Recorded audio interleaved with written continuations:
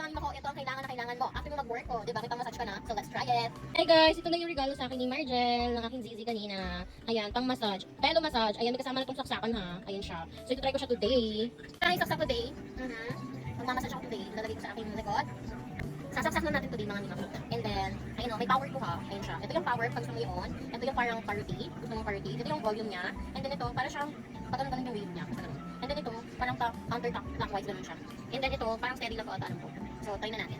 Ito siya. Wala, sarap. Ang sarap ng kambahan ng aming damit. Ang dami na yung damit dito na tutupin. Sarap, Bi. Sarap. Oh, sarap, Bi. Ang sarap. Masarap? Hindi yung sarap. Pakita. Guys, ang sarap, promise. Talagang saktong-sakto kapag nag-work from home kayo, pagkatapos nyo gumala. Di, ang sarap nito. Sulit na sulit yung 500. Try ka.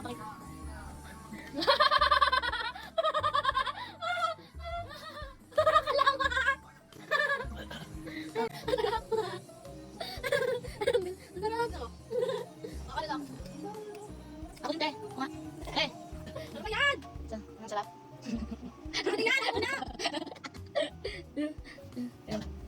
Mamaya ka na! Ako na muna! Ito, te. Mamaya ka na, Bi. Ako muna. Ako muna. Sarap. Kailangan ko to, Bi. Bakit? Sarap, diba?